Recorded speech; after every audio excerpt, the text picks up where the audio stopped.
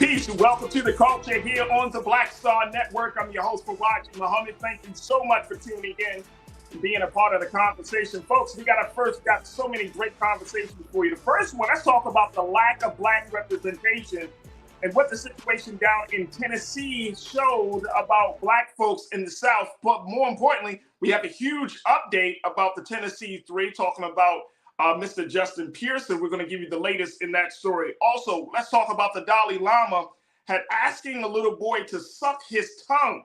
The Dalai Lama, the Buddhist priest, had now officially put out a statement saying he apologized for the request, but many people are still disturbed that he even made it in the first place. We'll share with you a little bit about that. And then later on, has America as a country, have we allowed our individualism to succeed the common good? This is the great concern that some social scientists and others are having about the state of the country. And I want to have that conversation with you. So stay with us. All of that and a whole lot more. I got something for you for Trends, Posts, and Doing the Most. So stay with me. You're tuned into the culture right here on the Black Star Network. Let's go.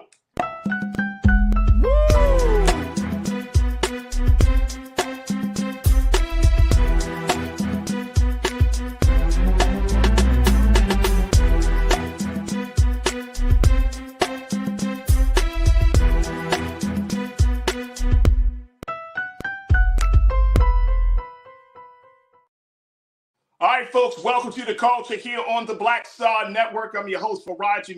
Thank you so much for tuning in and being a part of the conversation as we're streaming live on blackstarnetwork.com and, of course, Amazon News.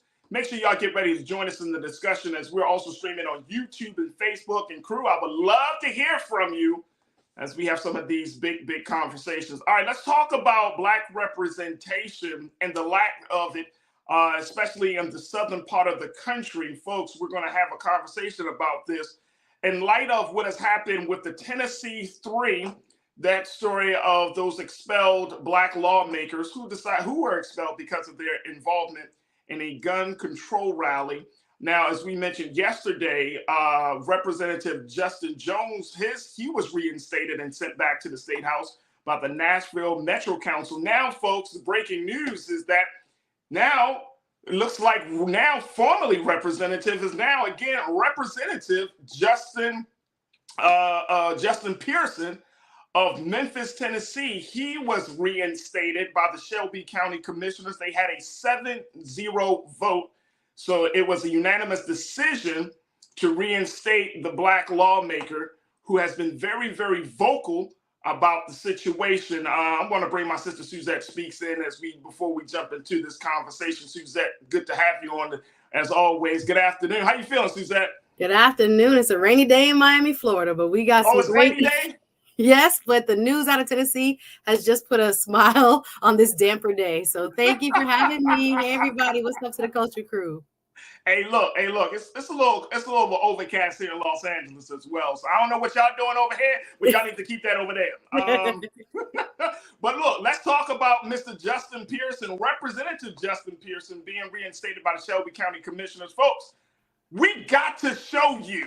Yes. What it's like. You got to give you all that good vibes and good energy today on a Wednesday to get you through the week. This is, we got some footage of the rally that's happening actually right now. And if you've been watching on Black Star Network, streaming on Roland Martin's, on the YouTube page for Brother Roland Martin, you know that they have a huge rally in celebration of this great decision. And so we want to bring you a little bit of what was said and more importantly, that energy. Here it is, Representative Justin Pearson checking in and showing what he really thinks of that decision. Take a look. I believe it's a vision of the people who've been pushed to the periphery, coming to the well. I believe that it's a vision of the people who've been marginalized, coming to the well. I believe of the people who've been marginalized, coming to the well. I believe it is a vision of people who've been ostracized, coming to the well. See, I see white folk and black folk. I see queer folk and straight folk. I see rich folk and poor folk coming from the back to the well. Demanding justice right now. Not tomorrow, but right now. movement that's going to change this country. It's this movement in this moment in time that's going to change the country. And I'm so glad. Oh, I'm so glad. Yes, I'm glad. Oh, I'm glad. Yes, I'm glad. I'm so glad. Yeah.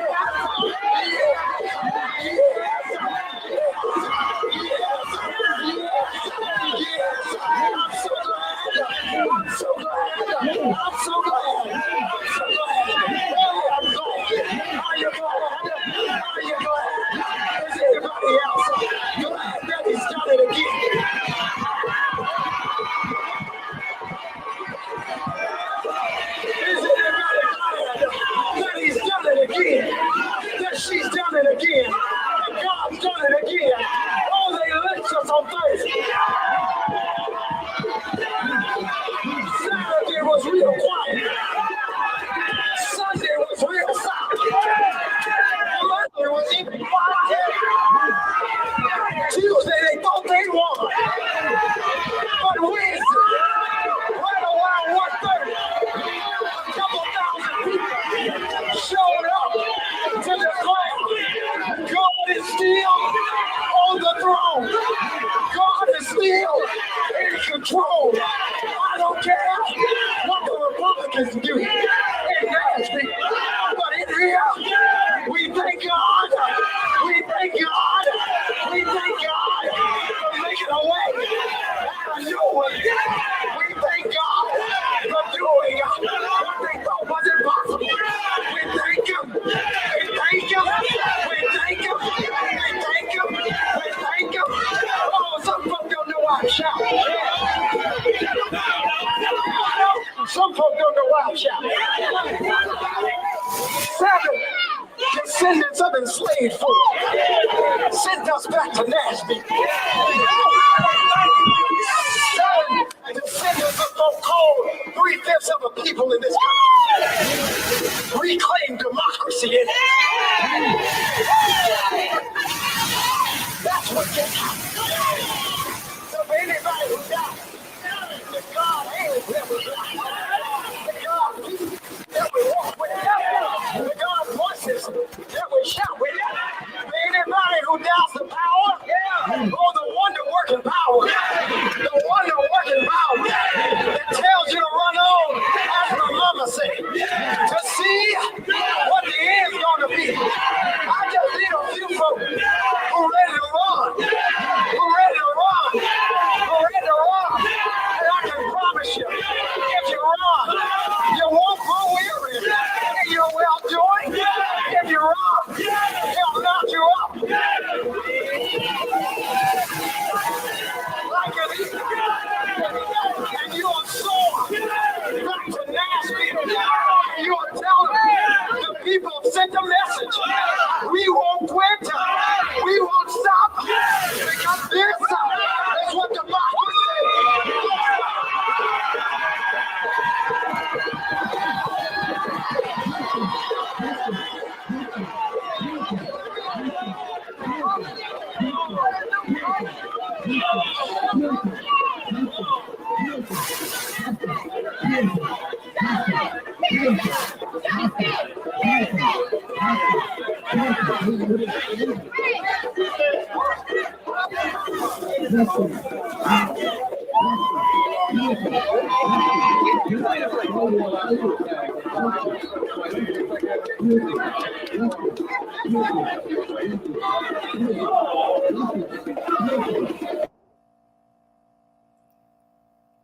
Wow. Man. Wow. Suzette. Boy, let the church say amen. That man said, look, let me tell you. What? Let me tell you. We're going to have to add another moniker to that man. He's going to have to be Pastor Pearson. Yes. That man has to be Pastor Pearson. Yes. Man, look, if you ain't think he was black enough. Yeah, he was black.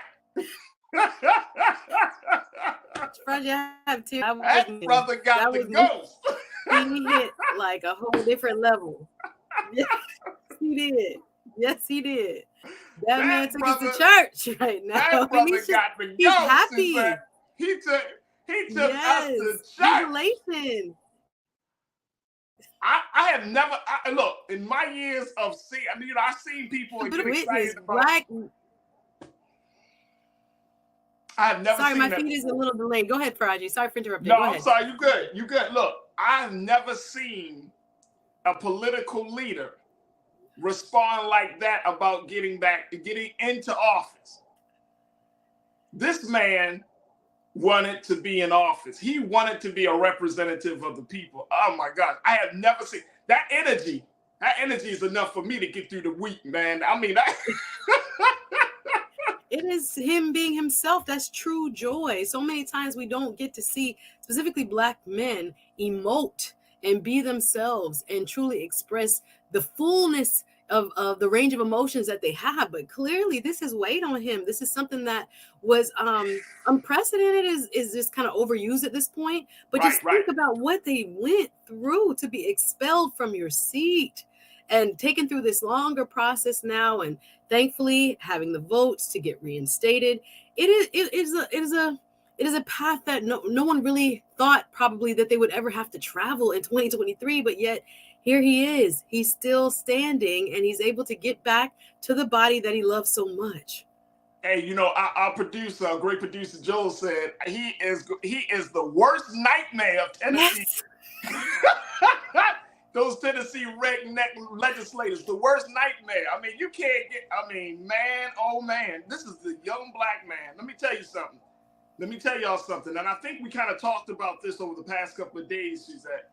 But if you want to know if the Democratic Party is looking at this, brother, oh, trust and believe, the National Democratic Party, they might invite him. They just announced that the Democratic Convention will be in Chicago this year. Was it this year? Yeah, or next year. I think it's next year. I think for next year, yeah. Yeah, for next year. So it's going to be in Chicago. I can bet your bottom dollar He's going to be on the microphone. It's going to be on the microphone. Yes, he is. They'd be foolish not to. Oh man. The DNC said we got a superstar on the right. We got a superstar. Tennessee, that's small prize for this brother. Yes. It's good to see that he's human. Yeah, absolutely. Look, big shout out to Representative Justin Pearson, Representative Justin Jones, who both got their seats reinstated just after days of being expelled. The question is how is this going to move forward? How is this going to move the needle forward on Black representation, Suzette? And I think this is why we wanted to have this conversation, because I came across some information, some data that I thought was just mind-blowing, that if you did not know, Suzette and crew, 56% of Black people who live in this country live in the South. Now, this is according to the figures from the Pew Research Center. 56 of nearly a little bit more than half of Black people in this country live in those Confederate states, those 13 states. These are states that have some of the most ass backwards policies that impact Black people in this country. So I want to share with folks on this, and then we're going to have to, I know we're going to have to take a quick pause. Let me do this. Let's take a quick pause because before we get into this data. And Suzette, when we come back, I want to get your take on this as we're talking about the lack of Black representation in light of this big decision coming out of Shelby County down in Memphis, saying that Representative Justin Pearson has officially been reinstated to his seat back in the Texas House, the Tennessee House. But folks, that's one small victory compared to the bigger picture of lack of Black representation. I'm gonna share with you the data. We're gonna have the conversation. So stay with us. We got a lot to discuss here on The Culture, right here on the Black Star Network.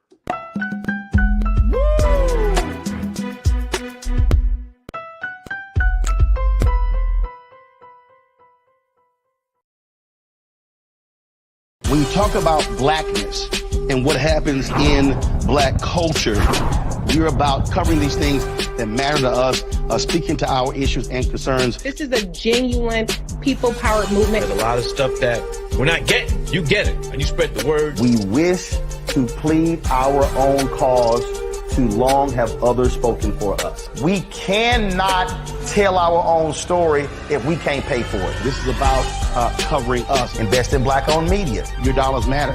We don't have to keep asking them to cover our stuff. So please support us in what we do, folks. We want to hit 2,000 people, $50 this month, raise $100,000. We're behind 100,000, so we want to hit that. Y'all money makes this possible. Checks and money orders go to P.O. Box 57196, Washington, D.C. 20037-0196. The Cash App is $RM Unfiltered. PayPal is R Martin Unfiltered. Venmo is RM Unfiltered. Zelle is Roland at RolandSMartin.com. Pull up a chair. Take your seat. The Black Tape with me, Dr. Greg Carr, here on the Black Star Network. Every week, we'll take a deeper dive into the world we're living in. Join the conversation only on the Black Star Network. I'm Deborah Owens, America's Wealth Coach, and my new show, Get Wealthy, focuses on the things that your financial advisor and bank isn't telling you, but you absolutely need to know.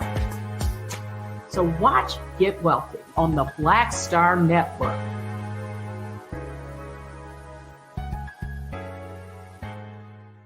Hatred on the streets, a horrific scene, a white nationalist rally that descended into deadly violence.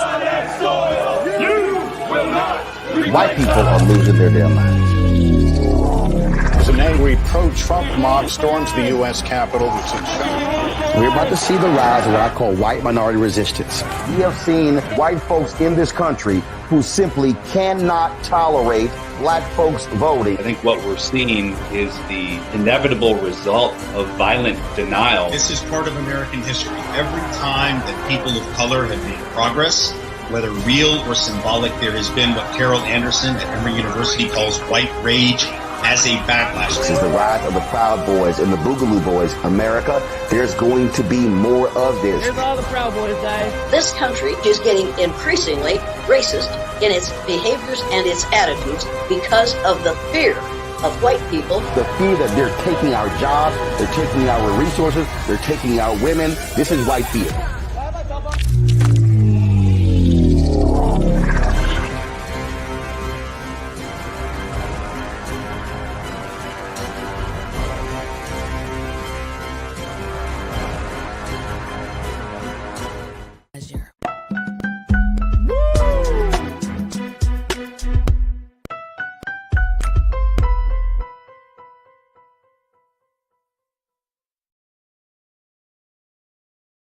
All right, folks, welcome back to the show. We have been talking about the lack of Black representation. Of course, we started with the big news coming out of Memphis, Tennessee, where Shelby County commissioners did a vote, a 7-0 vote to reinstate Representative Justin Pearson, putting him back into the seat that he lost just a few days ago, putting him back into the seat of the Tennessee House. Now, big victory for the people of Memphis, big victory for the state of Tennessee. However, that is just a small victory compared to the larger issue of the lack of Black representation. And folks, I shared with you before the pause that there are 56% of Black people who live in this country live in the South. This is based on Pew Research and the census. 56%, folks, live in the South. Let me just share this with you, then I'm going to bring my sister Suzette back into the conversation.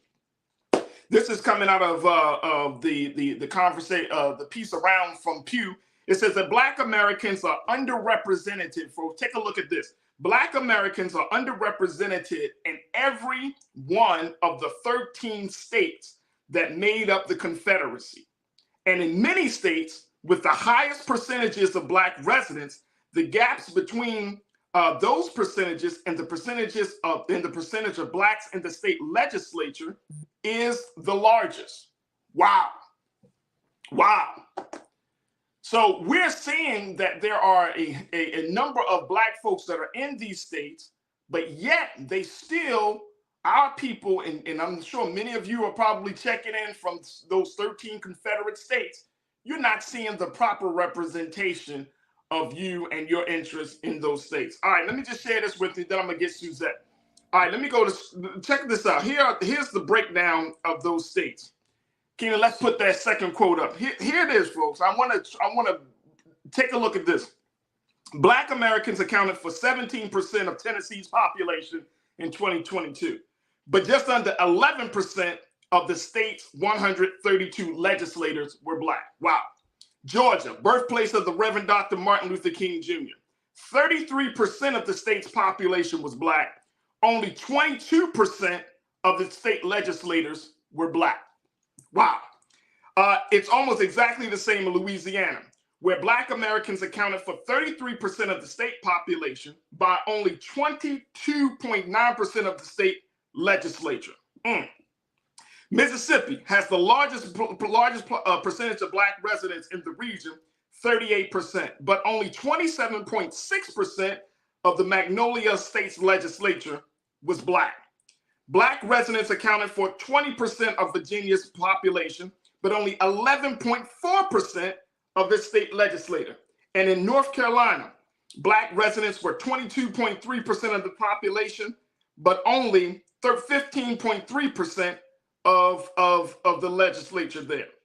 Blacks are underrepresented in state government in other parts of the country, but the problem is most pronounced, most pernicious in the part of the country where most Black people have decided to live. And this comes out of the Root and Pew Research Center and the 2022 and the 2020 census. Take a look at all of this. All right, I want to bring Suzette back. Suzette, this is something. We are living in states where we hardly are represented. We are living in states, Suzette, where our interests aren't really being met. And this is interesting. I don't know what to make of this. What's your take on it? Well, I think there are historical factors that are now really showing the ugly truth as to what has been going on when it comes to the representative democracy that we have here in the United States. Unfortunately, I don't think we have much reprieve at this time, but to kind of give us some cultural and historical context, we can take this discussion back to as early as 1812. I was looking at when the first congressional district was drawn to favor one party versus another party. And we know this term as gerrymandering. And I was looking back at the history as to where it started. It started actually in Boston, where the governor at the time named Elbridge Gerry created or approved a district that looked like a salamander, where parts of the city of Boston were cut up so indistinctly that it looked actually like a lizard. So we got this name given to him by the Boston Globe at the time in 1812 called gerrymandering. Now, this has become very pervasive across the country. Not only do we have a constitutional mandate to redraw districts based on population? It says it in the U.S. Constitution. Every 10 years when the census is taken, wherever populations move, we have to redraw districts. But what has been happening is whoever is in control of the state legislatures, right, state by state, whoever is in control of the state house and the state senate, usually, and the governorship, usually says who will be able to draw these maps. And these maps have gotten worse and worse when it comes to fairness, because what is happening is that instead of voters picking their representatives, the representatives are picking which voters they want. So you see these districts, if you look at even where you live, our culture crew, and you can see what your district looked like in the year 2001, in the year 2011 versus 2021. They're always being redrawn, and many of us are finding ourselves in districts that are called packed. It's called packing, putting all of a social group, ethnic group, social class in one district so you get one seat, or they call it cracking, which is splitting up a highly concentrated district into many so that their vote is diluted. They don't really have influence in the district they're now in. So when we see this packing and we see this cracking, we've seen cases as late as 2018 being brought to the Supreme Court of the United States, but they have not. They basically said this is not a federal issue and have remanded it or put it back down to the state courts for them to decide. So it has become really out of control when I have large swaths of our population, particularly among African Americans, as you stated, where we have these large numbers. I live in Florida, right? Right. But we have districts that are favoring a party that might actually be, the minority of voters in a district, in a state. So this has gotten out of control, especially at the state level. I'm glad that you brought that up, and I think you're bringing this, and I'm so happy to have this conversation with you, Suzette, because you understand from both the legal and the political side of things. But what about the state of Florida? We didn't share those numbers about Florida, but those areas, a lot of people would assume that certain counties or cities in Florida like Miami or Daytona or Orlando, like what's the large concentration of Black folks, and are those Black folks in those areas of Florida, are they in the same boat as some of these other cities and other states? Absolutely. We've looked at in Florida over the last 20 years, we have not had a statewide elected Democrat except for one, a colleague of mine, Nikki Free, back in 2016, be elected. So every time a map has been redrawn, you've seen predominantly Black neighborhoods and communities packed into very highly concentrated districts. So we've had people sue, and of course, like I said, the U.S. Supreme Court are not taking up cases like this. As of 2018, they say the legal term is injusticiable, right? There's no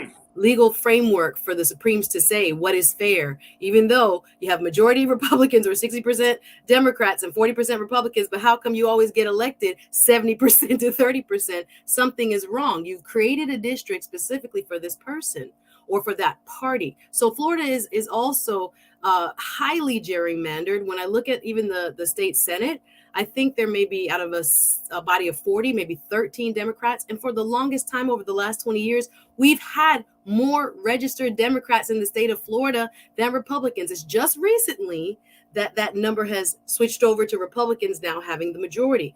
But with the majority of voters being registered Democrat, we could not see in the state of Florida that influence via the districts that were drawn. So yes, just like the states that you brought up here and the numbers that we're looking at today, Florida is definitely representative of this trend that has been putting us in terms of minority groups kind of in a marginalized position where we don't have the representation that we should have in our state bodies and even in the congressional districts. Absolutely. We're going to take a couple of comments from the crew. Then we're going to take a quick pause. Shalenda, you checked in and said, our voice is our vote.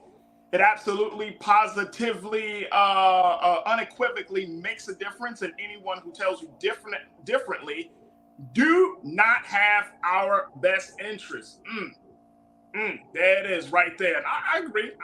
Yeah, but I also know, as we talked to my brother Michael and Hotep yesterday, voting is not just an exercise, a thing that we use to exercise, but voting is to gain power. And we can't forget about that part. But I am so happy, Shalenda, that you brought that up. Janelle, you checked in and said, in North Carolina, with the new conservative state Supreme Court and GOP supermajority, they are about to gerrymander the map with surgical precision again. Wow. So we're going to see that happening. And I don't doubt that at all, Janelle, that's not happening in North Carolina. I appreciate you. Chris, you said something, I think, Chris Big, you checked in, and I thought this was pretty interesting. So run as a Republican and use creative wording to achieve your goals. Chris. I don't know if that's the answer. That strategy has been used so many times, and then it brought us nothing. I would that offer. Strategy has been used. Like we always say, oh, let's just go to the other side, and then try to. In Baltimore City, there was a sister that was running for mayor. She ran under the Republican ticket. A Black woman who I know, right? I mean, she's all well. She actually ran under the Republican ticket in a Democratic city like Baltimore. We've seen that. Why? Suzette, what's your take? I would advise probably that maybe getting involved within the party structure might have more of an impact than necessarily changing party. That means there are usually every county, if Florida is divided in counties, if you have different cities, parishes, where there are local Democratic parties, getting involved from the ground level so that you influence who is going to help to move the agenda forward and what actually the agenda is, I think is more important. Actually donating to candidates. One thing I know is we can't get elected if we don't have the funds to compete. There you go. Opening a checkbook is more important, not to say more important than switching a party, but is a different way of actually influencing the outcome. Write someone who you believe in a $25 check, a $50 check, $100 if you can, or more, so that they can actually have an ability to compete with someone who is probably going to be well-funded, because that's one thing I think our Republican counterparts really understand. Money talks. And money talks. And Chris went on to say, we got to take a pause, but Chris said, instead of trying to force the state into Democrats' hands, LOL, run as Republican and change the face of the Republican Party. I don't want us to be the face of the Republican. Have you seen the Republican Party? I mean, seriously, like, do we want to, look, do we want to be window dressers for a party that is against our very interests? That's all. We would be mannequins. We would look like Tim Scott. Well, I will say, well, what's the point? All Republicans are not the same. I would rather for us not get involved in any political situation with the two major parties than stand as a mannequin for the Republican Party. What, are we serious? Come on, bro. Come on. That's not the move right now. That's not where we at right now, Chris. I hear you. I trust it, and trust me, I respect your views, but trust and believe, I don't think that's the move right now. I don't want to be. We just should not want to be mannequins for somebody else's agenda at this point. No more mannequins. No more mannequins. All right, Suzette, we're going to have to take a quick pause, and we'll come back and get your thoughts on this. More crew members are checking in. Folks, stay with us. We got a lot to cover. We'll also talk about this very disturbing story around the Dalai Lama, what the Buddhist leader said about his request to have a little boy to suck his tongue. We'll share with you the story. Stay with us. A lot more in the first hour of The Culture here on the Black Star Network.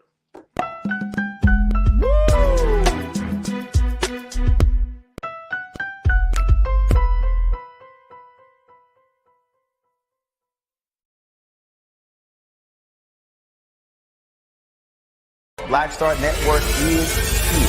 Oh, no punch! I'm real revolutionary right now. Thank you for being the voice of Black America. All momentum we have now, we have to keep this going. The video looks phenomenal. See, this difference between Black Star Network and black-owned media and something like CNN. You can't be black-owned media and be scared. It's time to be smart. Bring your eyeballs home. You dig?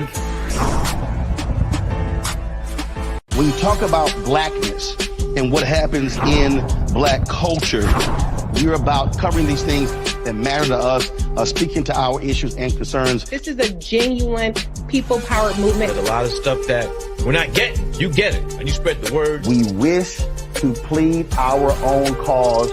Too long have others spoken for us. We cannot tell our own story if we can't pay for it. This is about covering us. Invest in black-owned media. Your dollars matter. We don't have to keep asking them to cover our stuff. So please support us in what we do, folks. We want to hit 2,000 people, $50 this month, raise $100,000. We're behind 100,000, so we want to hit that. Y'all money makes this possible. Checks and money orders go to P.O. Box 57196, Washington, D.C. 20037-0196. The Cash App is $RM Unfiltered. PayPal is R Martin Unfiltered. Venmo is RM Unfiltered. Zelle is Roland at RolandSMartin.com.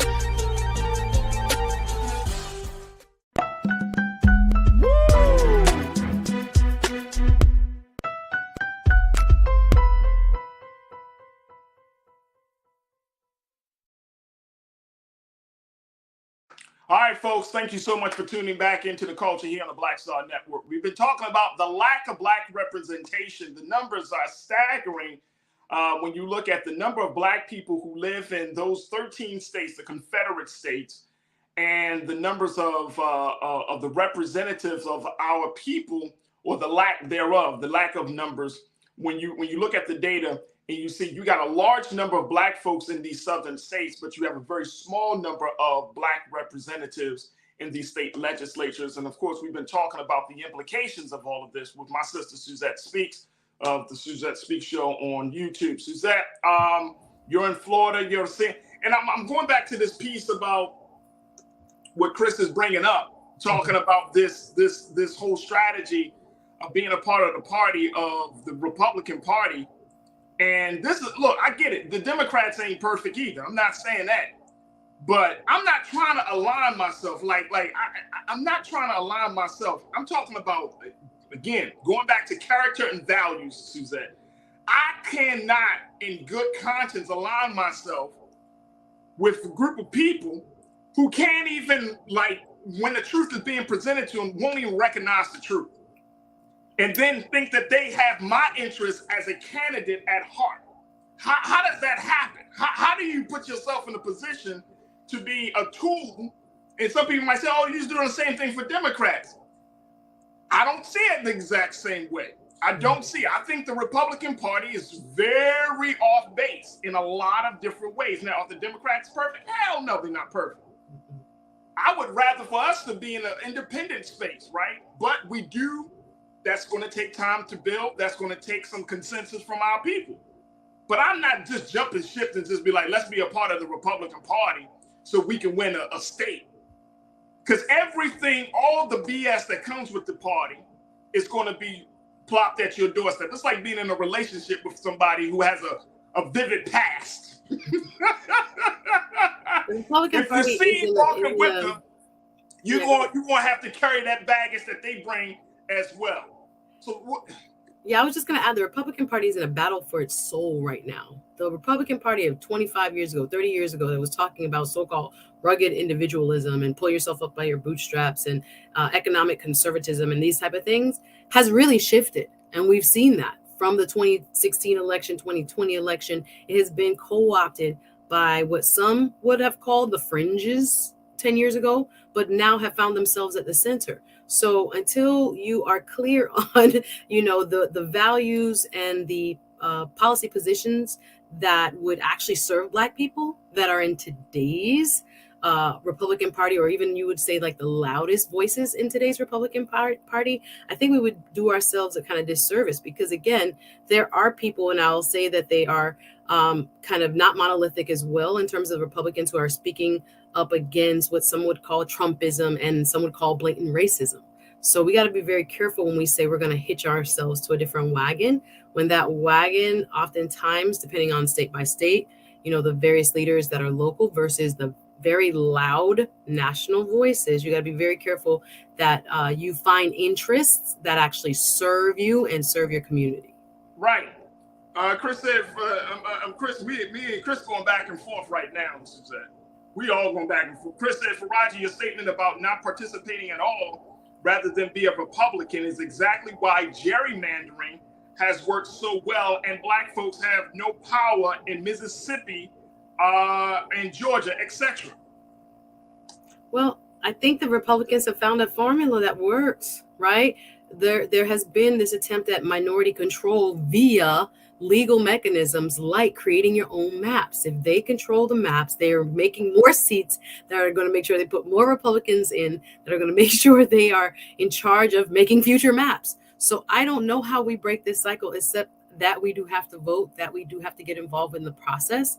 Like I said, the Supremes have left it up to the local bodies, the district courts, state courts to figure this out.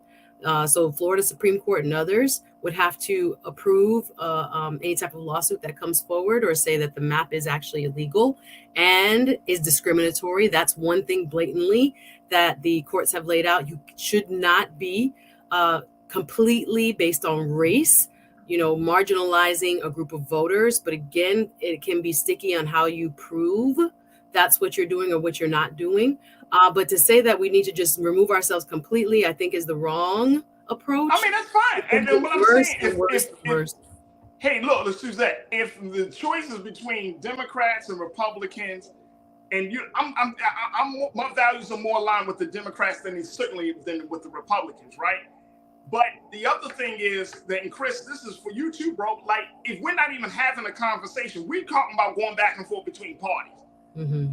We're not even really having a deeper conversation about independent, representation, or, trying to create some independent structure. I know people say, oh man, you keep talking about this third party is never going to happen. That is what's stopping Black folks from not getting power, not having the vision to see outside of the current confines of this political system.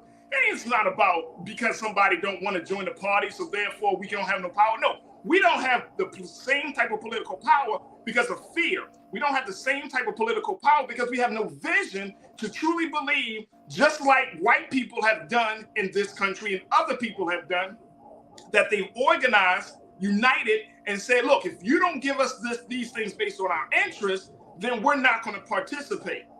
It's not about, I'm going to jump to this party so I can get a little power here and then jump back to this party.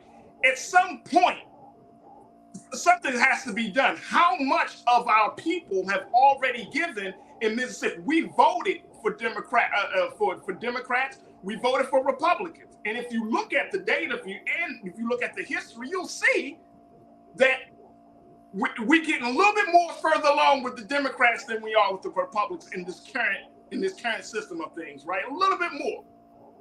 But are we thinking truly out of the box? No.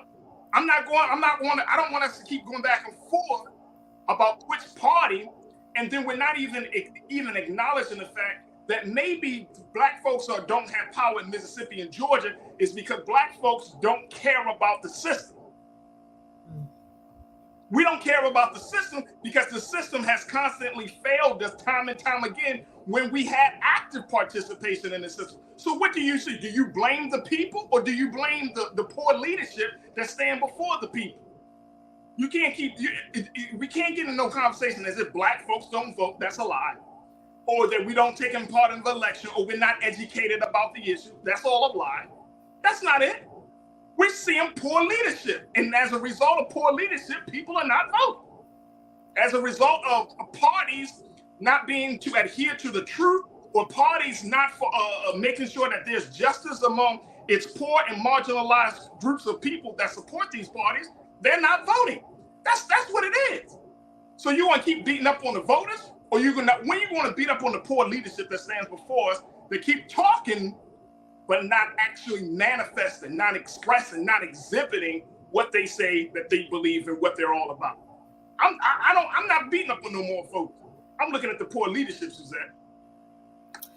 Listen, there are people that will agree with you wholeheartedly, Farajii. I look at it as an uphill battle. For example, some of my colleagues who were in Tallahassee fighting as Democrats right now in our state House of Representatives, their vote is not going to count the way it should because there is a super majority of Republicans. What does that mean? They don't need one Democrat to vote their way to pass anything. That's why we're seeing this constant barrage of new legislation to, augment Don't Say Gay, to augment. We just had 2 back-to-back shootings, and our governor quietly signed the permitless carry bill to now have no training necessary, no licensure necessary to carry weapons in the state of Florida, right, making our lives, again, putting us in danger even more. But no matter what my friends and colleagues are doing in the Senate and the House, they can only create a record. They can only voice opposition and cast a vote. But they're never going to have a majority if these districts remain drawn as they are, which again begets the Republicans having the same power for decades to come. So I think we have to look for another solution when it comes to either the Supreme Courts of the states, how we are bringing lawsuits and on what grounds, perhaps. But I don't know exactly what the pervasive solution will be, except to draw more fair districts. And I don't know how we get our Republican brethren to do that if there's no incentive or disincentive to doing it. They're remaining, again, look at Tennessee. They control the Nashville airport. The state house does. When you look at the other big, I think they have like an arena, performance arena, I forget the name of it, that controls what shows come to Nashville, is now under the auspices of the state legislature. They've cut the city council down from 40 members, which would have been more Black membership, now down to 20. So once you have all this power kind of concentrated within a ruling party, it's very difficult to change it back into the hands or to correct the representation, so it is more representative of who lives in what districts and in what states and in what numbers. There are those, just to play devil's advocate, that will say, well, if urban areas are more concentrated, they will only allow for certain influence of as many districts, meaning you are all living together in one concentrated area, so it would make sense to put everybody in one district. That is the counter argument. Of course, I don't buy that, and I know there's a lot of holes in that, but that's what you will hear. Well, you live in urban centers. Well, if the population is much higher, though, in those urban centers, there's still a will among the majority of voters to be, positioned a certain way in terms of policy, for policy to go a certain way. But we're going to see this fight. It's going to be around for quite some time, Farajii, because this is happening across the board, and it has worked. Absolutely has worked a lot. All right, folks, we got to take a quick pause. When we come forward, let's shift gears. Let's talk about the Dalai Lama, the Buddhist leader who is under fire and great controversy for asking a little boy to suck his tongue while he was greeting him. The Dalai Lama has officially put out a statement to apologize, but has opened the door around the conversation about child abuse and sexual abuse. Folks, stay with us. That discussion is up next here on The Culture on the Black Star Network.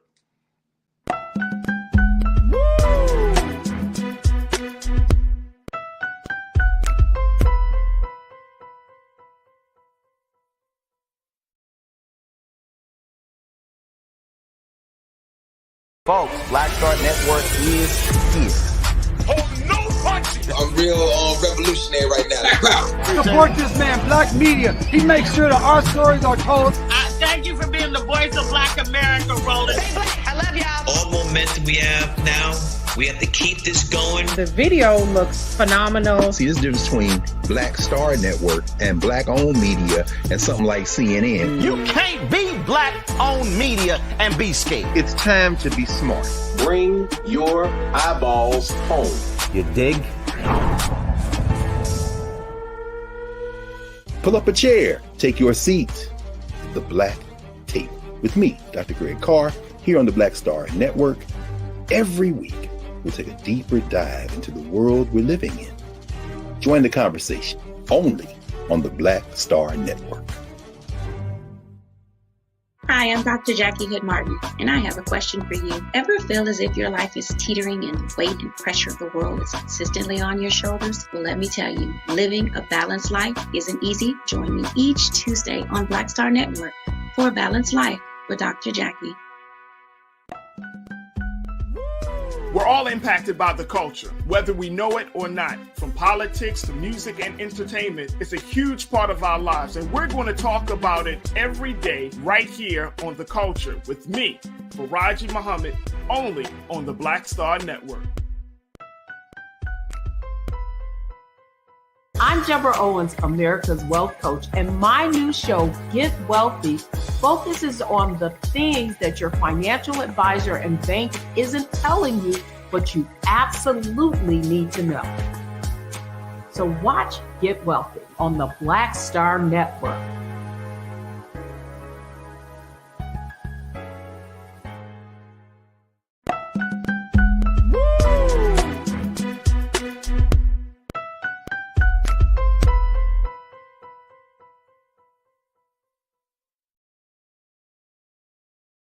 All right, folks, welcome back to the culture here on the Black Star Network. I'm your host, Farajii Muhammad. Thank you for tuning in this afternoon.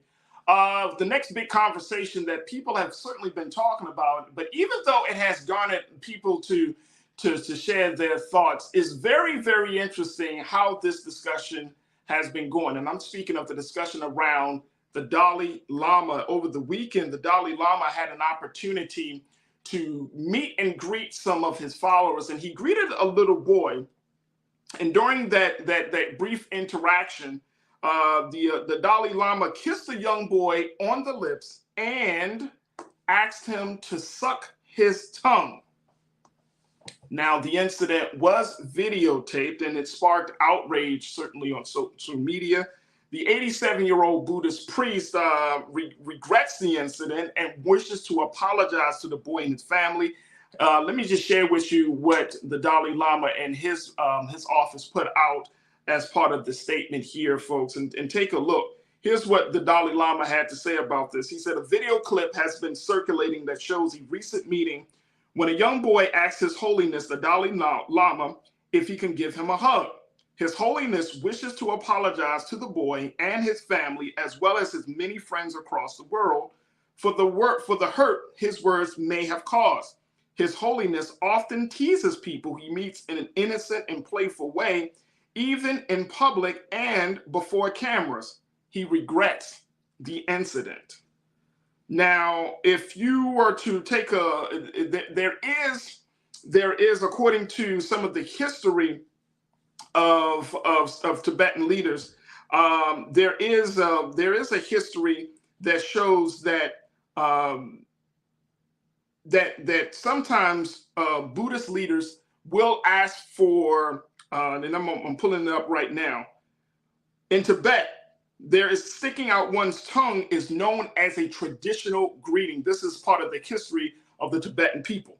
That sticking out one's tongue is known as a traditional greeting stemming from a 9th century myth about an unpopular king with a black tongue.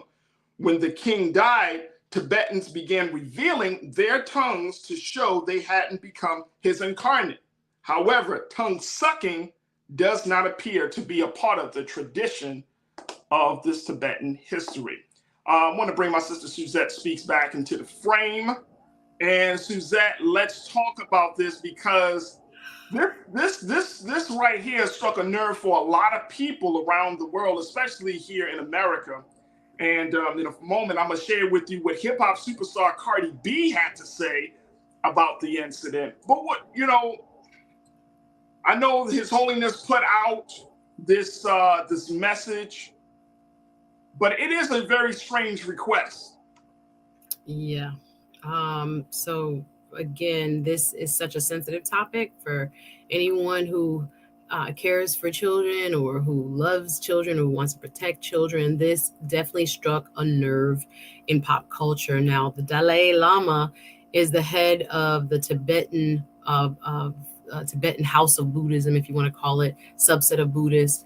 When I looked up how many Buddhists are on this earth right now, in 2010, we have about 488 million Buddhists that exist across the globe. This is a religion that originated in Asia and the Indian subcontinent. And again, Tibet has had this very tumultuous relationship with its neighbor, with China in specific. So the spiritual leader of the Dalai Lama is super important in terms of being this kind of transcendent figure, not only for Tibet, but for the world at large. So up until this moment, we had seen a certain respect that was given this gentleman who is now 84 years old, and he's now the 14th incarnate of the Dalai Lama. But this incident was in fact shocking to us, particularly to Western culture. I was looking up, trying to find articles as to how it has been received, but even when I see people commenting from India, etc., they're offended.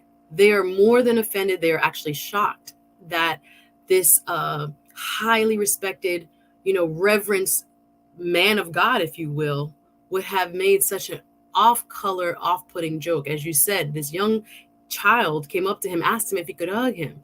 And initially what seemed to be a quite innocent exchange, where the young boy first hugged him and then he asked for a kiss on the cheek. The Dalai Lama kind of gave him his cheek. We thought it was done. He asked for a kiss on the lips, took the boy by the chin and brought him close for a lip-to-lip, mouth-to-mouth kiss, and didn't stop there. There was a pause. If you watch the video, it's on Twitter, etc., where he stops and is almost thinking. The crowd is chuckling at that point. It seems to be playful. And then he asks, quote unquote, for him to suck his tongue. And he proceeds to stick out his tongue. The little boy draws close. It's so uncomfortable. It's cringy. Oh my God. And then he goes head to head, and the little boy rests his head on his head, and there's no intimacy there. But it was just so inappropriate. And it seemed like it was almost kind of second nature-ish. So that if this was something that was commonly done, as they say, in the dark, it didn't seem like a problem. in the light. And so many of us who are, again, highly sensitive, and those who just believe in right and wrong and protecting children, took great offense to what they saw on that video. Look, I got to take another pause. When we come forward, we're going to continue the conversation. Crew, what do you make of this? Some of you have already checked in and saying the apology from the Buddhist leader is not enough. But there is, I will share with you some of the remarks that Cardi B said about the whole situation. And to Suzette's point, that this needs to be discussed. This needs to be discussed. So we will do our best to cover this and continue to have a civilized conversation about this. Stay with us, folks. You're tuned into The Culture here on the Black Star Network.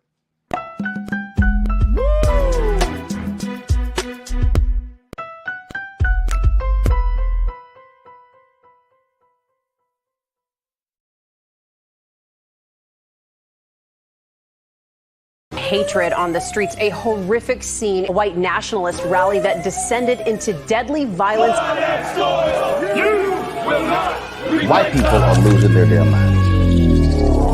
As an angry pro-Trump mob storms the U.S. Capitol, we're about to see the rise of what I call white minority resistance. We have seen white folks in this country who simply cannot tolerate black folks voting. I think what we're seeing is the inevitable result of violent denial. This is part of American history. Every time that people of color have made progress, whether real or symbolic, there has been what Carol Anderson at Emory University calls white rage as a backlash. This is the rise of the Proud Boys and the Boogaloo Boys. America, there's going to be more of this. Here's all the Proud Boys, guys. This country is getting increasingly racist in its behaviors and its attitudes because of the fear of white people. The fear that they're taking our jobs, they're taking our resources, they're taking our women. This is white fear.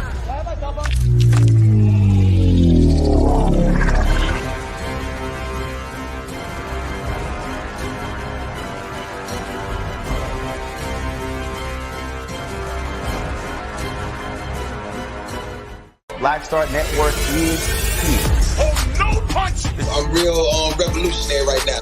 Thank you for being the voice of Black America. All momentum we have now, we have to keep this going. The video looks phenomenal. See, there's a difference between Black Star Network and black-owned media and something like CNN. You can't be black-owned media and be scared. It's time to be smart. bring your eyeballs home. You dig?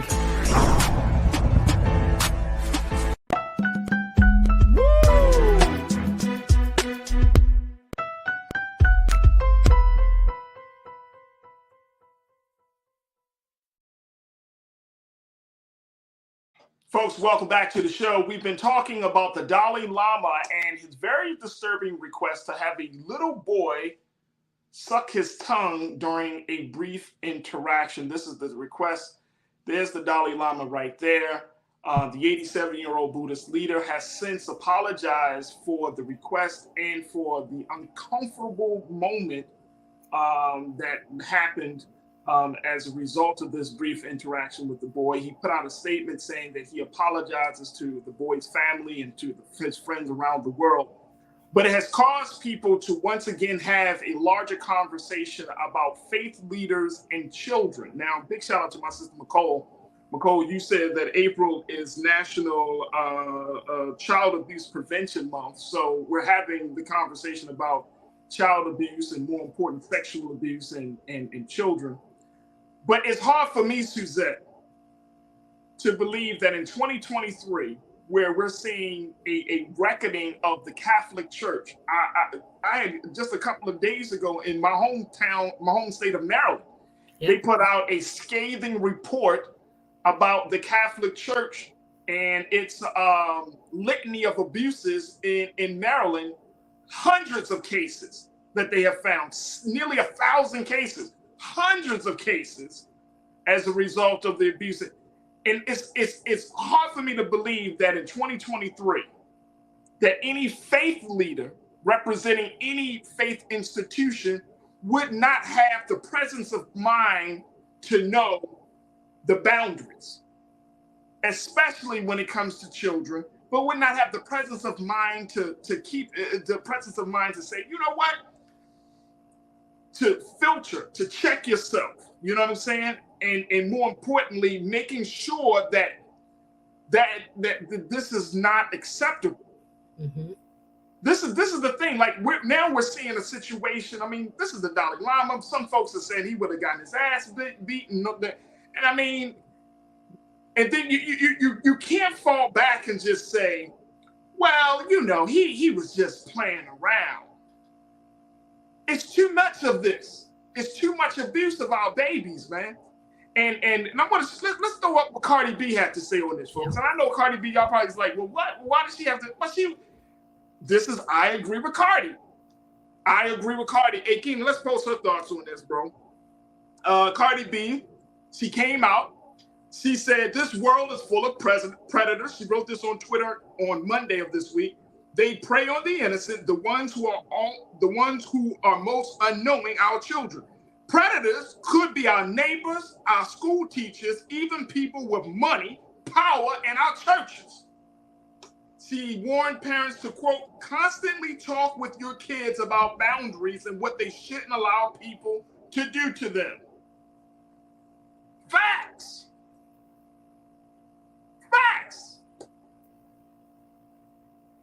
Predators can be anybody. Predators can be people with a lot of money. They can be people with prestige and fame. They can be people in high-profile positions. They don't have to be poor and broke and destitute. Predators can be anybody. They can be in the schools. They can be in the church. They can be in, unfortunately, any faith institution now. Predators. Yeah. And people got mad at Cardi for classifying the Dalai Lama, but it's hard. I mean, can you really get upset for a request like that? So you mean to tell me that's a normal thing? That a grown man would ask of a child? If he wasn't the Dalai Lama and he was just, you know, Joe Schmo. Yeah. Mm-hmm. But should we not have a conversation about predatory behavior in children? And then we wonder why the children are imbalanced, Suzette, when it comes to their from everything from their sense of self, their sexuality, everything. We wonder, well, how did they get this way? What happened? But if we continue to kind of act as if the culture of child abuse doesn't exist, what do you expect? What you're saying is, I completely agree with Farajii, and shout out to Cardi B. I thought she was really, really brave for coming out and sharing her. Very brave. Yeah. She received a lot of backlash, and people are saying it's the right message from the wrong messenger, and are bringing up her past as a stripper, or that, you know, she has shared in prior documentaries and interviews that she allegedly, you know, would drug men or take their money and all this other stuff. So they calling her a predator.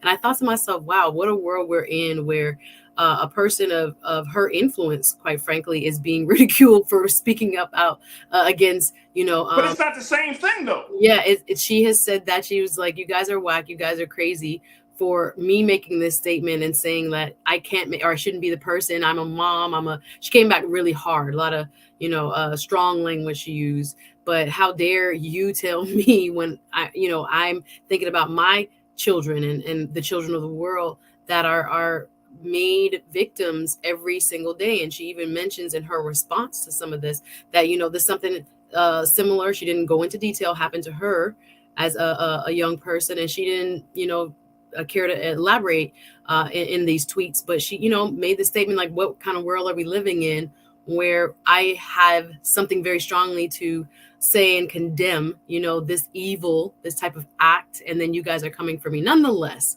to refocus on what he actually did. This is, I think, very triggering for many of us who thought we could trust in our religious institutions. Here yet again, it's almost like we had this happen already. This is almost like a record player effect when it comes to, you know, people unfortunately hiding in positions of authority in religious organizations, so that, not saying the Dalai Lama is, but so that they can perpetrate these heinous acts on children. So there were questions raised. There are going to be more questions raised. I don't know that sorry note that my statement of regret, I'm sorry who I offended, that kind of thing. The Boyce family has not said anything as of yet, Right. but it is really critical that I still think we keep this in the fore, because it shouldn't be, hush hush. We've had a reckoning in churches in the United States, churches overseas in Europe. We've seen a reckoning in Hollywood and other places where, again, people who got away with a lot of really, disgusting behavior have been held to account.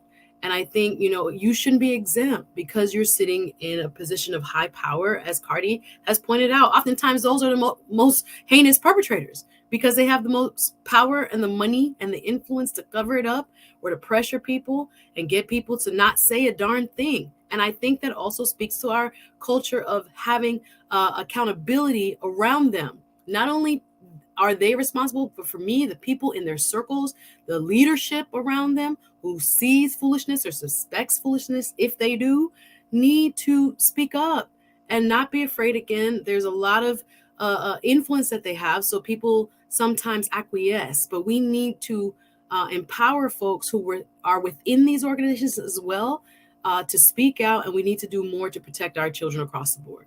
Oh, absolutely. Oh, absolutely. Sandy, you checked in, my sister Sandy W.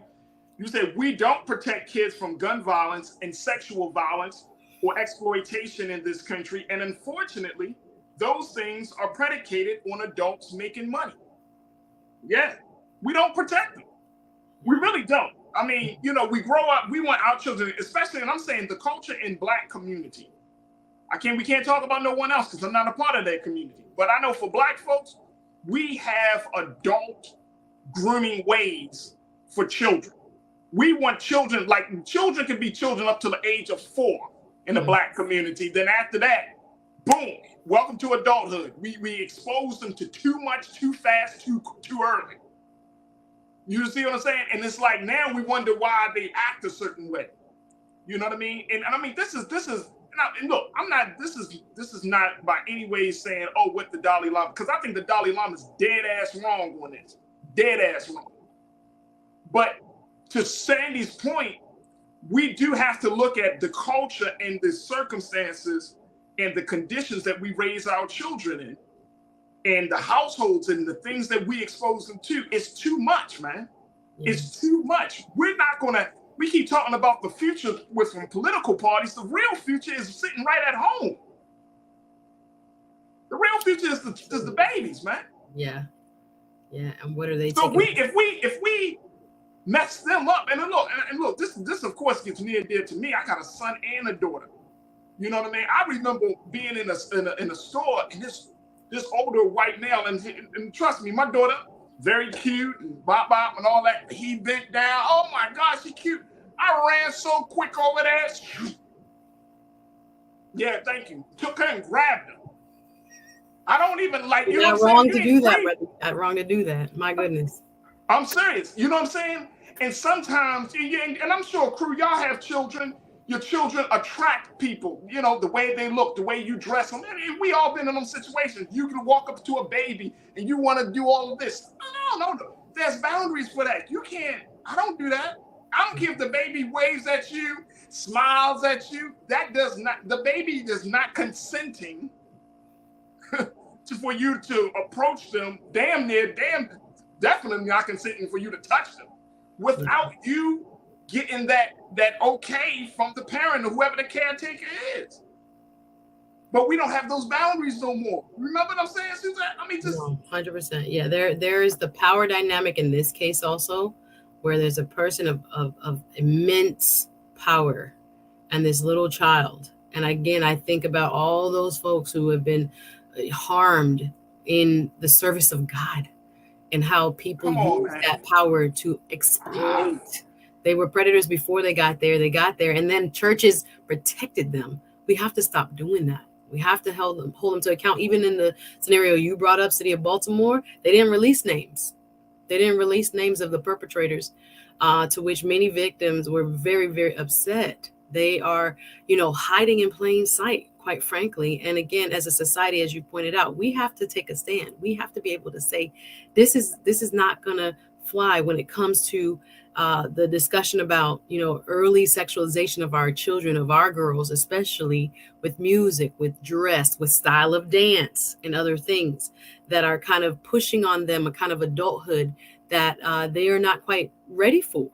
And that it makes them responsible more so than the actual adult that is putting them in the position to, act in more adult-like ways than they should have to. We have to really be conscious of it, call it out, and intervene. Try to stop it. When you see there are people that are pushing boundaries on children, it again is almost like we have to watch out for our own. We have to watch out for our village so that we can stop some of the horror that is happening, especially when it comes to folks in power and in the context of our religious institutions as well. Hey, Suzette, when you said that's the part that gets me. If this level of abuse is perpetrated by those who are in positions of power within religious institutions, right? Or they're supposed to represent God. Now, children if you teach your children about the concept of God, if you teach them about these things at an early age, right? I mean, imagine, and we're gonna have to take a quick pause, but imagine the what that does to a child's psyche, that you are supposed to be representative of God. God is good, then therefore, why are you doing something bad that makes me feel sad and bad and makes me feel uncomfortable myself? You're gonna attribute that to being the way God is. Yeah. And you're gonna wind up hating God because of the evilness and the madness within the quote unquote the representative. You see what I'm saying? And see, that's how deep that thing goes. Because you could turn a child away from their own faith because of your evilness. I don't know what to say to a child that's been abused by a religious leader, a priest, or I wouldn't know what to say. Can you really talk to them about God? If a priest has violated you, or if a Buddhist leader has violated, can you really say that there's a God? I mean, in their thinking, I'm just saying, in their thinking, they'd be like, what? Well, if God was so good, why he allowed something like this so bad to happen to me? If he loved me, see, that's how deep this thing goes. And see, I'm with some of the crew members. After one violation, this is how serious it is. After one violation, you got to go. You got to go. Or at very least, investigated. Like, don't turn this other cheek and he was just playing. I'm like, he was just playing. This could have happened. Like, what are y'all talking about? Yeah, I've seen that. You got to go because now you are an impediment for people to know who their creator is. Who you got to go. Mm-hmm. Now, is everybody perfect who stands before us in the name of God? Hell no. Mm-hmm. But is everybody an abuse of children who stand before? No. So, certain lines you can't cross. Certain lines you can't cross. This is one of them. Look, we got to take a quick pause. More conversation right here on The Culture. Stay with me, folks. It's The Culture here on the Black Star Network.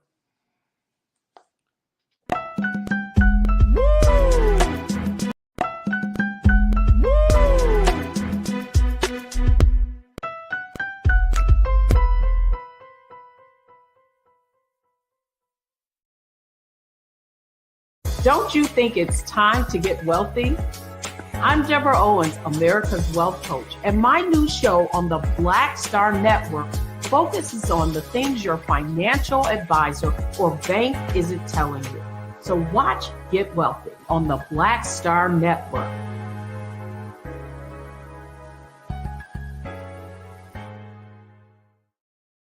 Hi, I'm Dr. Jackie Hood Martin, and I have a question for you. Ever feel as if your life is teetering and the weight and pressure of the world is consistently on your shoulders? Well, let me tell you, living a balanced life isn't easy. Join me each Tuesday on Black Star Network for A Balanced Life with Dr. Jackie. We'll laugh together, cry together, pull ourselves together, and cheer each other on. So join me for new shows each Tuesday on Black Star Network, A Balanced Life with Dr. Jackie.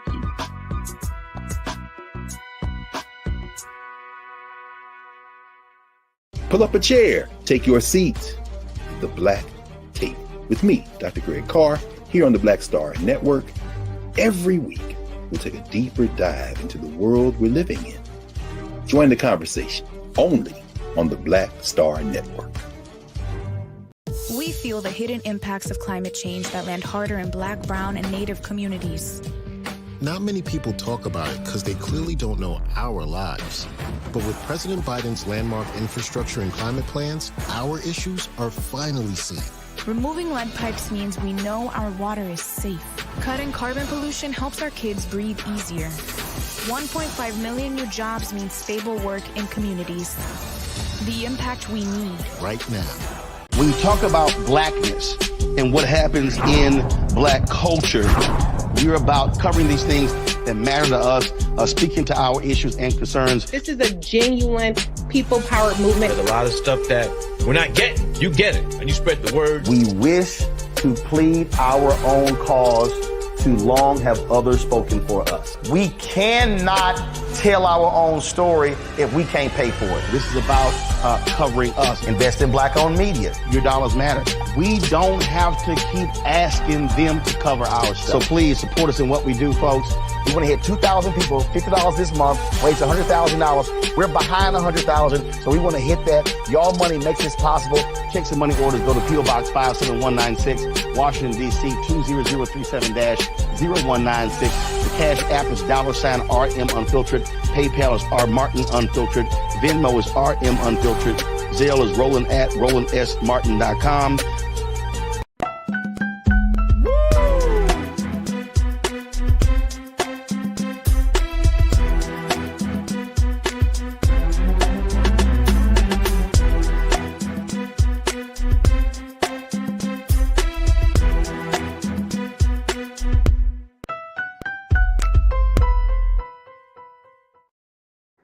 All right, folks, welcome back to the show. Let me bring my sister Suzette back into the frame.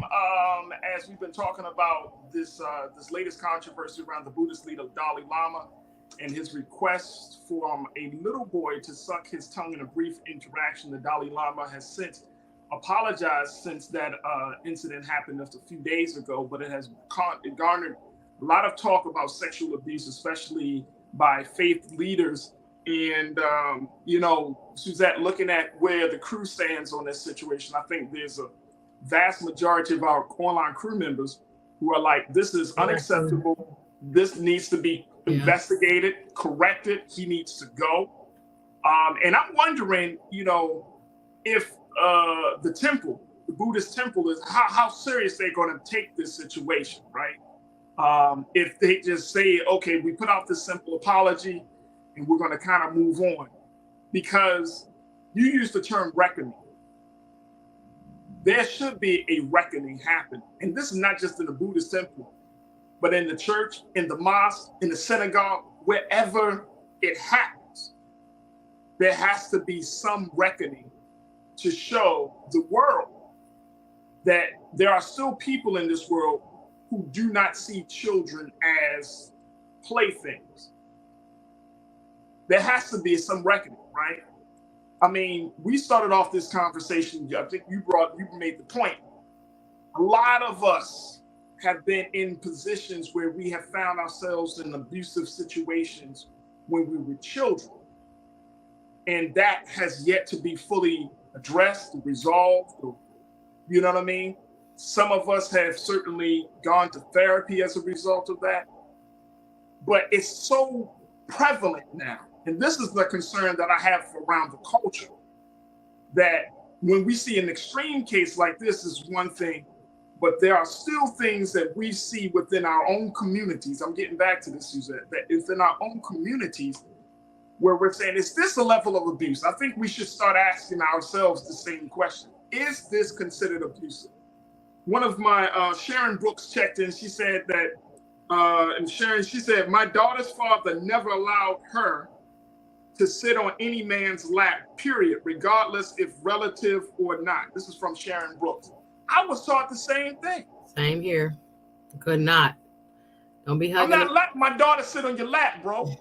And also, I think this other thing where we make our children greet with a hug and kiss, I have learned that you have to let children read spirit too. Children have intuition too.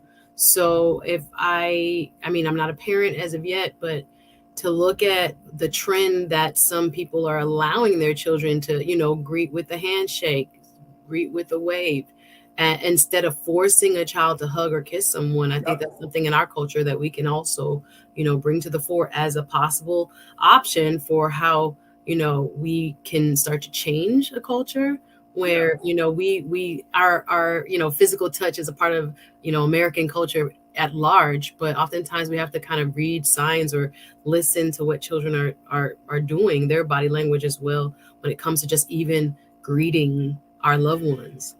And then if you do have a child that is very, friendly, that still don't give you no, you're still the parent. You're still the caretaker, right? So the child might be doing this. Oh, let me hug me. Yeah. But as the caretaker, as the parent, as the adult in the moment, you got to use the best of intelligence, the best judgment for that situation. Here's the other part about it too, Suzette. We've often used to have this conversation in the space of girls, the boys. I was about to say it can go both ways. The boys. Mm-hmm. Mm-hmm. When you're talking about 6, 7, 8, 9, 10 years old, right?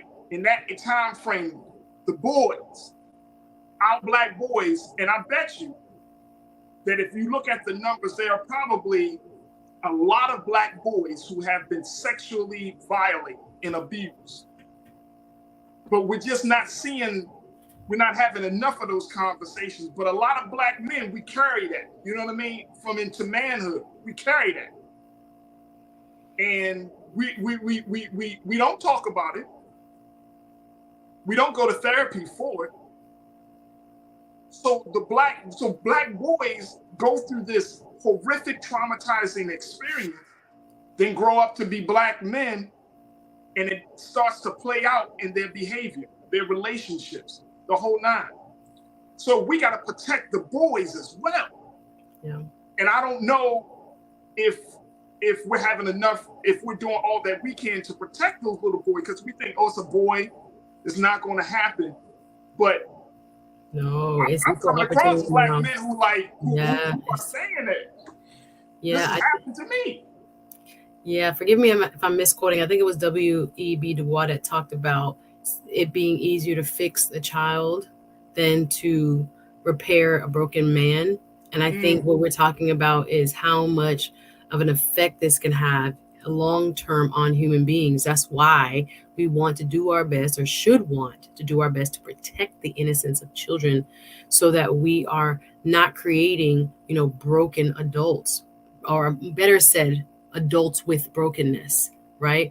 When we see people making decisions in their adult lives, you don't have the luxury of going back and saying, what happened to you, but we know the impact of those formative years. It's super important to what a person thinks like, acts like, believes about themselves, their self-worth, how they value others, how they, respect or lack of thereof for their fellow human being. A lot of it happens in our formative years. So anything that we can do, especially when it comes to child sex abuse, to prevent it from happening, to tighten the laws around it. And again, calling out and holding those accountable who violate or possibly give an indication that they are doing something that is not moral when it comes to children. We have to call it out, and we have to hold them accountable.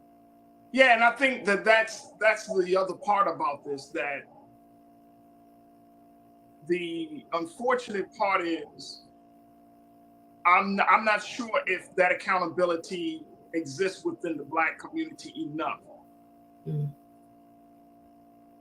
When we and I'm not, we're not going to go deep into this part of the discussion, but when we talked about R. Kelly,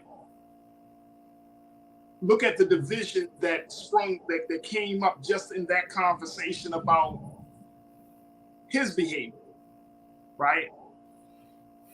And so I always question, like, if we see this level of violation, and we know it exists in the Black community, we know that there's somebody in the family who has either been violated or who is the perpetrator of this type of act.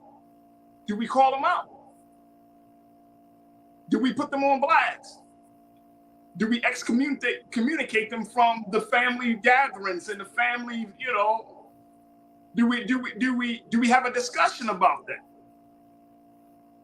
We say, oh, that's Uncle so-and-so. Yeah, y'all know how he gets. Y'all know how Uncle so-and-so. Well, that's Aunt so-and-so. Y'all know how she gets. But we're not isolating that really person. strong. Yeah, there's no strong rebuke against that person. Because I get it, it's family. I get that point. So you don't want to seem, but if you have a family member that even with the suspicion of being a person that violates children, why don't we have those conversations? Why is it so hard for us to separate that person from the family, to isolate that person, to call the authorities on that person? You know what I mean, Suzanne? We have a cloak of secrecy. We have a cloak of protecting our so-called loved ones. Oprah talks about that when she was going through, family dinners and stuff with the man who had violated her, sitting around the Thanksgiving table, everybody saying prayers like, this is normal. Of course, we're not, monolithic. We have different people with different experiences, but this is a real pervasive experience for many across socioeconomic classes, across racial boundaries. So there's something that is not happening, or that's not, transferring when it comes to accountability. I agree with you. We'll say it, but when it comes to even our own families, oftentimes we do turn a blind eye. And again, there's so many sad stories out there now in reality TV, and people who have done kind of, these interviews about their families. I think about the Pace sisters and some others who have come forward, and these are like super gospel groups, and all types of abuse was taking place there. And again, we do have functional Black families, but there's also the dysfunctional behavior that is causing many in our community to not be able to live their fullest lives. And we have to really be much more proactive, even with the people that we love, in making sure they do not have access to children and making sure they are held accountable. I agree with what you're saying. Absolutely. Nation of Gamma Nation, you checked in and said, look, it's not so much we don't talk about it, Suzette. Nobody believes it, sadly. The men and women dynamic is too one-sided. Woo. Or she fast, that little girl fast. That's what she deserved. That kind of. Right, she deserved that. There's a lot of victim blaming, right? So she couldn't. Okay, so what? So she puts herself out there. She quote unquote fast, but does that make her? Does she deserve to be abused? She's still a child. If you're 12, if you're 13, if you're 14, okay, I'm talking about, yeah. Yeah, you know what I'm saying? I know, I get your point. I definitely get your point. But I'm just saying, like, that's how the mentality is like, yeah, but she puts herself out there. She can put herself out there, okay. But if there's one violation, does she deserve to be violated? Yeah, you can't bring those two to think. Those two arguments aren't the same. You can't be like, oh yeah, so because she slept with a couple of guys, a few extra guys than you are comfortable with, she deserves to be raped or abused or violated? That's crazy. So Gamma Nation, I appreciate you saying that. Thank you so much. Karen Connor, my sister, you said my parents did allow us to spend the night at anyone's home other than did allow us to spend the night at anyone's home other than our grandparents. Trusted immediate family or friends, outsiders remained outside. I don't know if we're having those, as we wrap up on this, but having those sleepovers, like if my child is doing a sleepover, I gotta know who you are. Yeah. You know what I'm saying? And I don't mind the scrutiny. I don't mind if somebody spends the time with my child. I don't mind if their parents, if another child's parents say, "Hey, I just wanted to get to talk to you, get to know you guys." But please, by all means, ask me any questions. Ask Nira any. Like that's not a thing. But the sleepover thing, it's 2023. I'm so sorry. We weren't allowed to sleep over. It was only at my cousin's houses. Nope. I'm so sorry. And if it's family, I'm so sorry. That's to ask some questions. That was it. I'm asking some questions. So as we wrap up, look, our prayers and thoughts go to the family of this little boy. But I hope, as you said, Suzette, that there's at least if we're not talking about firing the Dalai Lama, there should be an investigation to make sure that there isn't a pattern of abuse. If this is a one-time thing, that your mind even went there though is a problem. It's a problem. But if it seems like you said, it's too quick, too fast, too comfortable. So there needs to be an investigation. Folks, we got to take a quick pause. When we come forward, look, let's have a different part of the conversation about individualism and common good. Has our individualism as a culture, as a country, has superseded the common good? We want to have that discussion up next with you. Stay with us. It's The Culture here on the Black Star Network.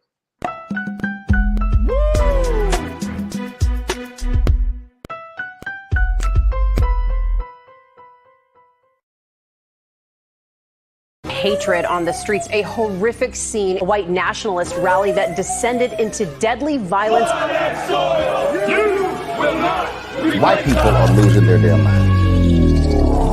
As an angry pro-Trump mob storms the U.S. Capitol, we've seen We're about to see the rise of what I call white minority resistance. We have seen white folks in this country who simply cannot tolerate black folks voting. I think what we're seeing is the inevitable result of violent denial. This is part of American history. Every time that people of color have made progress, whether real or symbolic, there has been what Carol Anderson at Emory University calls white rage as a backlash. This is the rise of the Proud Boys and the Boogaloo Boys. America, there's going to be more of this. Here's all the Proud Boys, guys. This country is getting increasingly racist in its behaviors and its attitudes because of the fear of white people. The fear that they're taking our jobs, they're taking our resources, they're taking our women. This is white fear.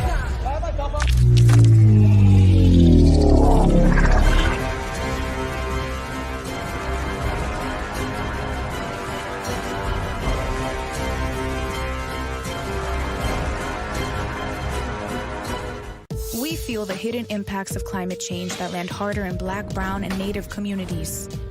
Not many people talk about it because they clearly don't know our lives. But with President Biden's landmark infrastructure and climate plans, our issues are finally seen. Removing lead pipes means we know our water is safe. Cutting carbon pollution helps our kids breathe easier. 1.5 million new jobs means stable work in communities. The impact we need right now.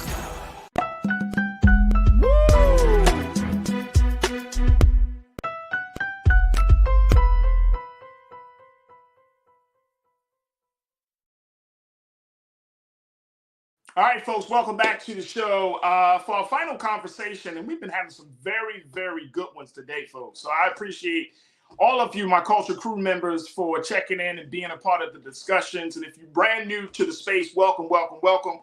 I see that we actually had a number of people who have showed their financial support to the Bring the Funk fan club, have donated something to continue to support us here at the Black Star Network. So I truly, truly, on behalf of the culture here on BSN, we thank you so much for taking time out of your busy schedule to tune in, and most importantly, to share just a little bit of what you earned and sharing that with us and giving something to the cause. So we truly, truly appreciate it. And it means a lot to us that you feel like these conversations are worth your investment. So again, thank you, thank you, thank you. For our final conversation, I wanted to have a discussion about where we are. You know, I've been talking about character, voter values, but there seems to be something happening in our country more and more that shows that this country is not just falling apart because of political parties. This country is also falling apart because of the culture of individualism that we find ourselves in. And there was a Time magazine piece that was written by a Senator Chris Murphy of Connecticut, and a lecturer at the Harvard Graduate School of Education and the Kennedy School of Government, Mr. Richard Weisborg, about individualism, putting individualism. They say we have put individualism ahead of the common good for too long. And as we talk about what is going to be the future of this country, what will the future of America look like? We do have to look at the culture of individualism, this idea that it's all about me and not about the we. I want to bring my sister Suzette Speaks back into the discussion on this, because Suzette, these two gentlemen put out this piece about individualism, and it has caused me to ask the question, has individualism superseded the common good in this country? Have we just forsaken this idea that we are a country, that we are existing among other people? And at this point, just to forget about that, I'm about to get in mine and then moving on. I want to share this thing and I want to get your take on this very quickly, Suzette. First and foremost, folks, let me just share with you what these two gentlemen had to say in their piece. First quote that comes from them. It says, in America today, far too many of us are disconnected from each other, lonely, self-protective, or at each other's throats. Sacrifice for the common good feels anachronistic. Everything not nailed down has been commoditized or turned into a source of personal enrichment. The daily shout shows and nonstop social media hostility push us into corners and reward balkanization, sacrificing personal gain for the common good, or treating people with different views respectfully, or prioritizing collective success over individual success. It's all for the suckers. Do you agree with this assertion, Suzette? Are we at this point in this country right now? Farajii, I know we have about 15 more minutes, so yes, I think as deep as we go get into this conversation, there has definitely been kind of a cultural pattern that is very American, that we have accepted across ethnic groups, et cetera, or maybe some more than others. Let me refine that, where it seems as if personal achievement, personal wealth, and being able to, stand on top of your castle, whatever that is, your degrees, where you live, what you drive, what you wear, has seemed to supersede a need for elevation of the collective. What I mean by that is, as this article pointed out, there are so many times it seems as if the needs of the community is often overlooked or not even a priority for particularly our young people. But when you ask our young people where they get that from, they say they get it from their parents. But there has been, ever since the inception of our country, and I agree with the article, that, this rugged individualism has taken us from what I think, especially within our culture, the village of understanding, that no one gets anywhere by themselves, that people need each other, that there is a benefit to, group political will and economics and other parts that, sometimes we see ourselves as going it alone in. So I do think this has had a big disadvantage, as the article points out, people's mental health, people's economics, and just overall loneliness has increased so much so because we're not as engaged in communal activities, whether it's religious organizations, whether it's social clubs, whether it's our kids having interaction with just the neighborhood. Oftentimes I tell people in Florida, most of us, unless you go to a certain church or are proactive about learning who lives next to you, you don't know your neighbors. You're almost afraid to let them in your house or to let them know your name, or if you didn't grow up with them, you don't really talk to them. We are very cliquish, I know, here, and that could be representative of, a bigger city or metropolitan area where there's a lot of transients, etc. But nonetheless, I think even beyond that, there are many incentives in today's culture or messages that are being kind of sent to people to do it for yourself, by yourself. No one else matters. You and maybe your little family unit and a little bit of an extension around you is who you should care about. And I think is doing us in our community and our country a big disservice. A huge disservice. So much so that it's actually, I think, to your point, Suzette, it has kept this country from moving forward because we don't see ourselves as being a part of something. It's interesting because the culture says that, for example, it speaks about this in the op-ed, that social media was originally intended to bring people together, but it has made us even more isolated. Yeah. You know what I'm saying? So it's like we have to, I think a lot of this is that we may have lost what it means to be a part of a community, have to be taught those skills of bridging, building relationships, getting to know people, Whether you're talking about where you actually live, the places that you work, the places that you worship at, like building community. What does that mean? And more importantly, is that a value for you and your family? Is that a value that you instill in your children and the next generation? Because here's the second part of that. And Kim, let's put a quote too. It says this, and this came from the piece, that in 1985, Habits of the Heart, which was an extensive study of values in American life, reported that Americans speak a first language of personal ambitions and only a second language of commitment to others and the collective. We only care about ourselves at this point.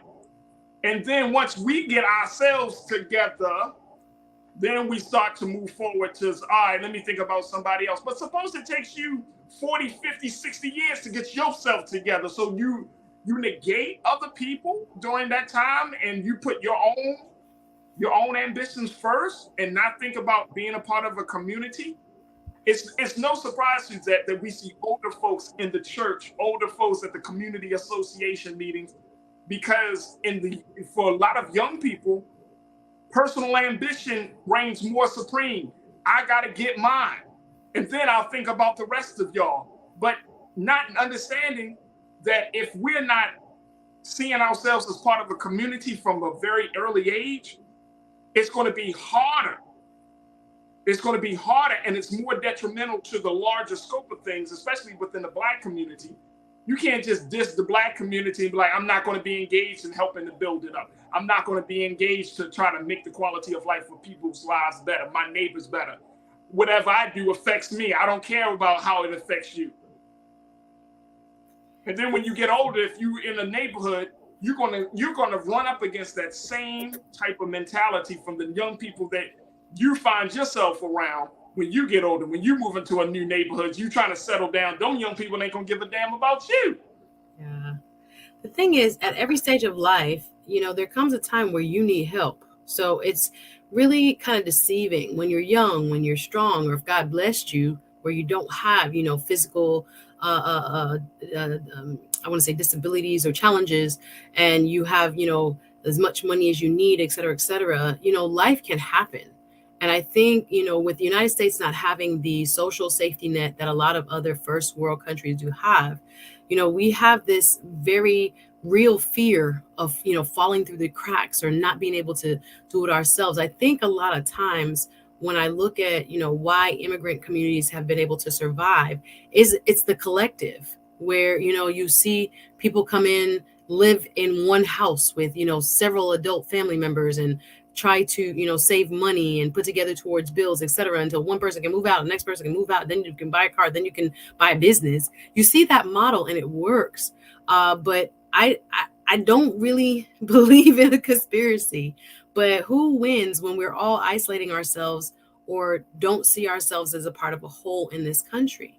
Like what we're experiencing now with, people getting different news sources. So the facts as we think of them, Farajii, is not what every other American thinks are facts. When I speak to certain people, and I'm really kind of shocked that, the news sources that they listen to or things that they're getting and that they're believing is so different. I understand why, people can get just wrapped up in their own little small world. But, for us to survive economically as a country, for us to survive politically as a country, we still need, the common thread that used to hold us together, which was for many, the Constitution, for others, the general ethos of, this being the land of the free, where anything is possible, where, it's where you can, become anything you want, et cetera, et cetera. But that's not really the reality. Majority of Americans are living paycheck to paycheck. Majority of Americans don't have, adequate, housing or healthcare, et cetera, et cetera. When we look at, what's going on in our communities, if we moved in a communal way, oftentimes these things would become, addressed, whether it be on the, private or religious organization side or, nonprofit side, volunteer side. We would solve some of those problems ourselves, or if need be on the governmental side. But again, without that desire to, or that ability to see yourself as a part of a whole, even with Blackness, there was a very clear community for, I would say, well into the 70s. And there is still a community, of course, of people that see themselves as having common interests, common goals, and a need to defend, freedoms that have been infringed upon and regain ground that has been taken away. But you have people that are kind of siphoning off. Of course, if I get my little house on the hill, even here, we can't get certain people to run for, say, judge or other political offices because they moved out west, got that big house, and they chilling. Now, everybody's not called to public service. I get it. But I just think of it sometimes as like, how much more progress could we be making if people saw themselves as a part of that whole? God has been good to me. And now what can I do to help uplift others who they also can go forward and bless somebody or bring somebody out or change somebody's mentality, et cetera, et cetera. Absolutely. Let me just add to that. Even if you don't have all of yourself together, it doesn't stop you from helping somebody else to get on that journey, right? True. Because sometimes just helping somebody else will help you to get yourself together. Absolutely. Because I know some people say, let me work on myself. Let me work on myself. And I get that. But that doesn't mean that you have to negate your existence among the community while you quote unquote work on yourself. You can't work on yourself by yourself. Mm-hmm.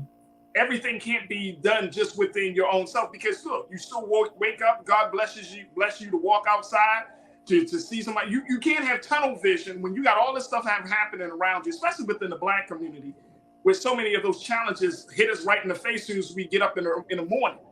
So, the thing that we're called to do, the great responsibility that was placed on us is that even while you're working on yourself, be a blessing to somebody else.